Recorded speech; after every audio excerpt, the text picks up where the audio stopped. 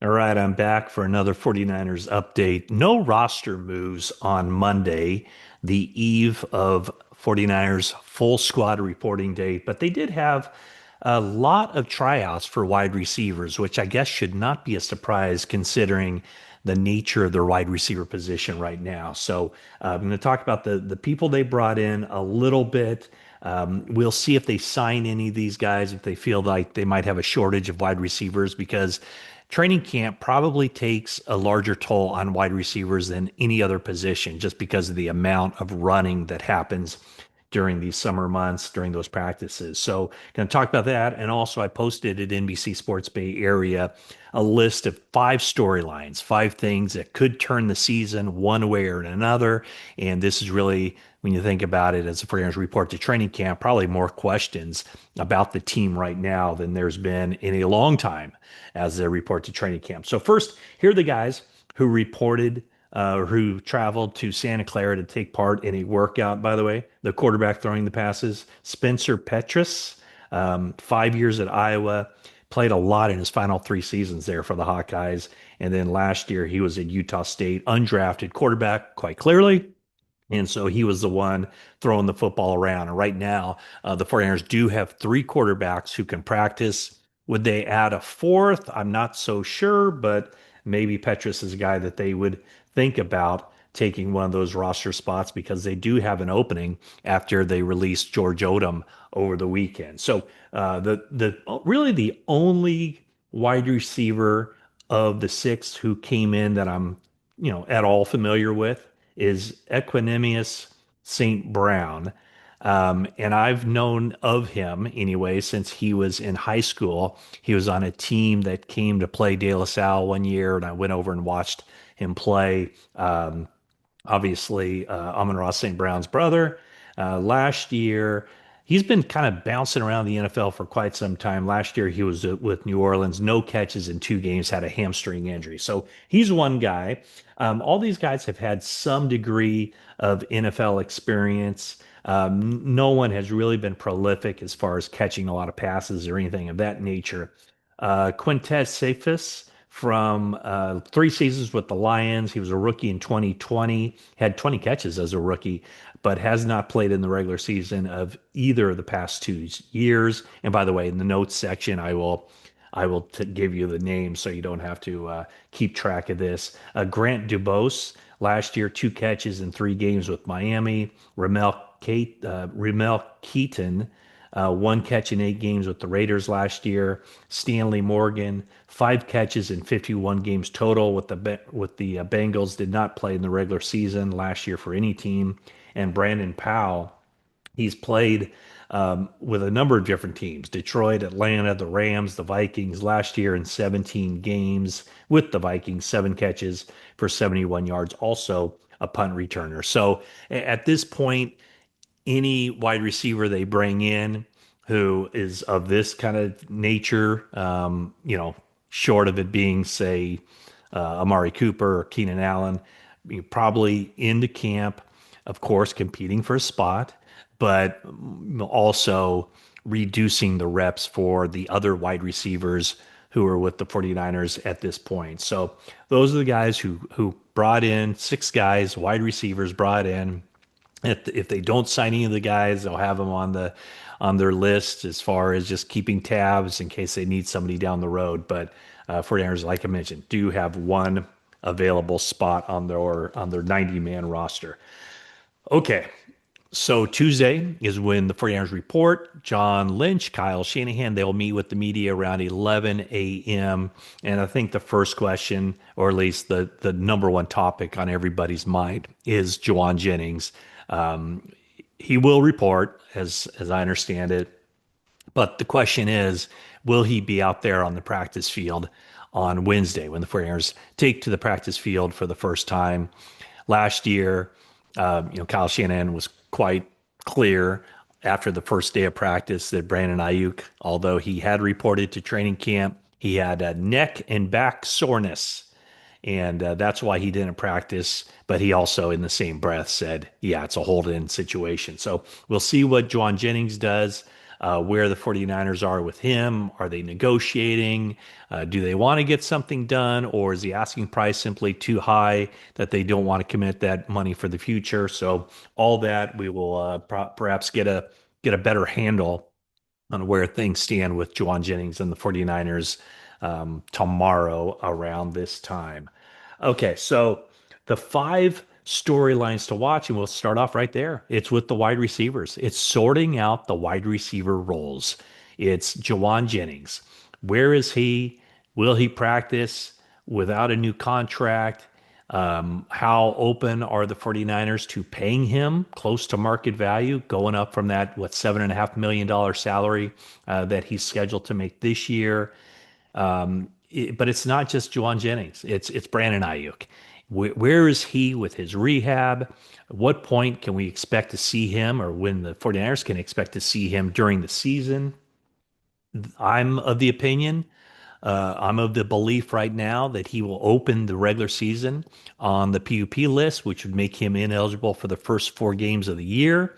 And then I kind of think that fifth game is off the table as well, just because it's a short week. It's a Thursday night game, and he wouldn't even have an opportunity to practice. So, more than likely, I mean, again, I'm just guessing, but my guess would say week 6 against Tampa Bay would be the first time that, or I'd say that would be his most likely debut for the season. And then also there's Ricky Pearsall. He is on the PUP list currently, along with Brandon Ayuk, but I certainly do not expect him to be on that list for long unless, and I don't know the answer to this, unless he sustains some sort of setback during his conditioning after breaking for 40 days away after the end of the offseason program. But I would think a decent chance that Ricky Pearsall is removed from the PUP list in order for that first practice. But tomorrow we'll probably have a better answer on that. Then, of course, there's Demarcus Robinson, the veteran who started 17 games for the Rams last year, subject to a league suspension.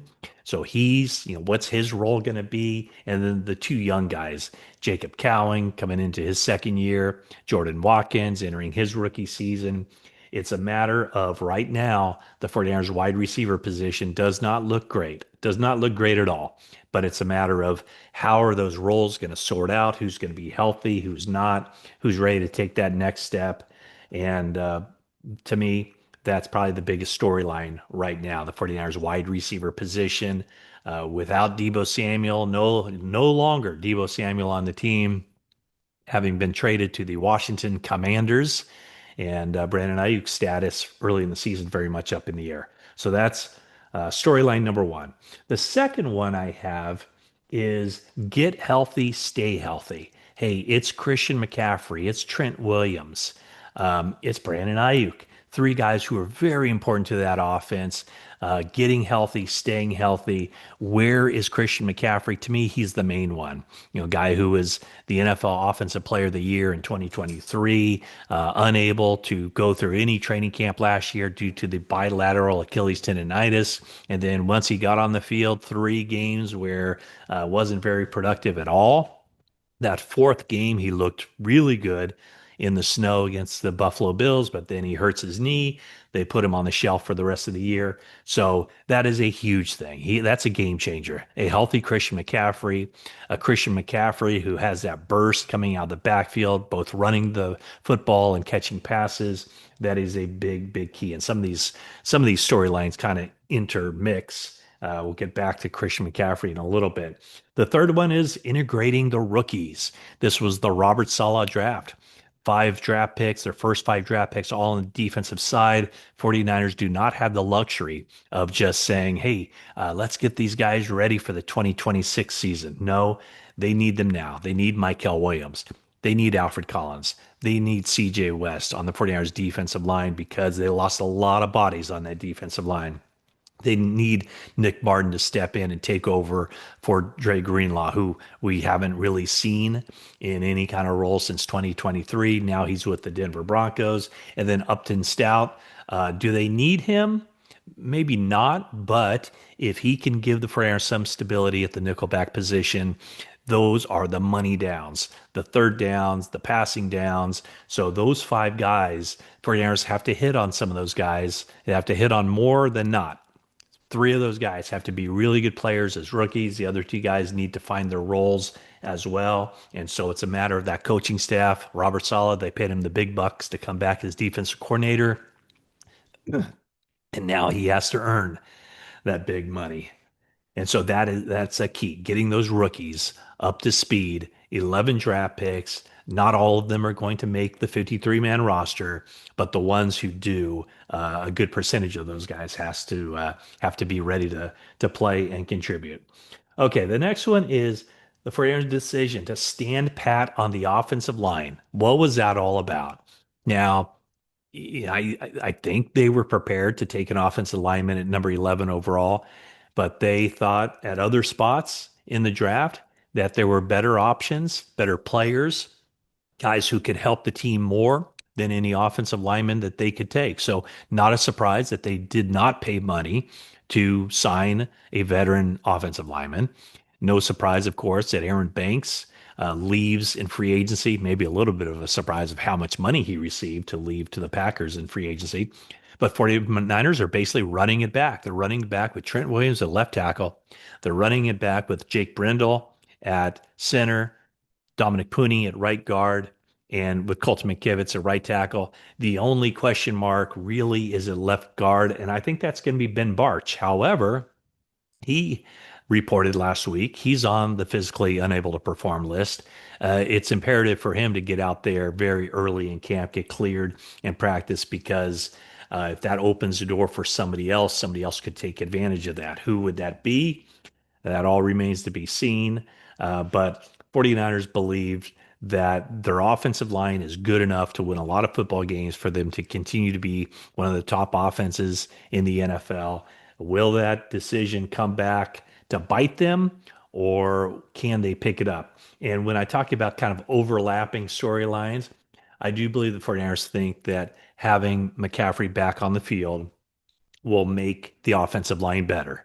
Now that Brock Purdy will have an outlet, um, a check down option that he didn't have last year, he can get the ball out of his hands quicker without running around as much and trying to create more plays on his own. So those are the top four storylines. It is sorting out the receiver roles, get healthy, stay healthy, integrating the rookies, and standing pat on the offensive line. And the fifth one, how could we have a list of storylines without incorporating Brock Purdy into it? So now he has his big contract. He played his way into the 4 year or 5 year, $265 million contract. And now it's a matter of where does he take his game? With the roster not being as strong as it has been in the past, as far as the depth, all the players they lost 12 starters or, good contributing players in the offseason. And so now more is put on the plate of Brock Purdy. Does that mean he has to do more by himself? I think he has to resist that temptation.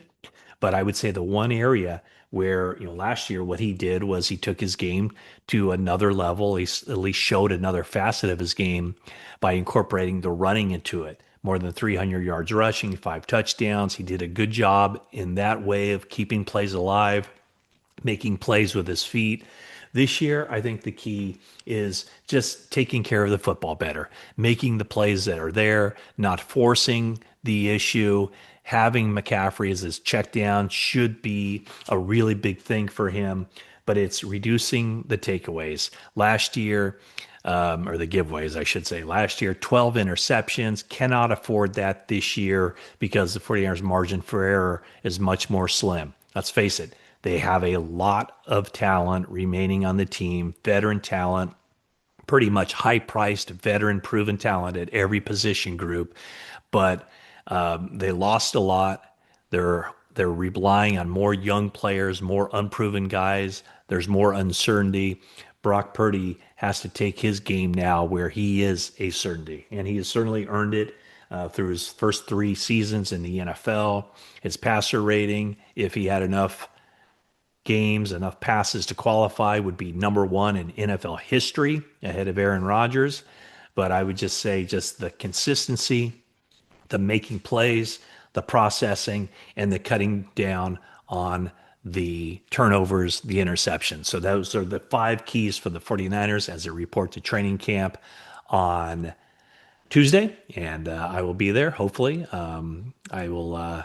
I'll try to minimize the impact on the eyes after I had my procedure on my face on Friday, which I talked about on the last YouTube situation here. And so anyway, I don't know. That's it.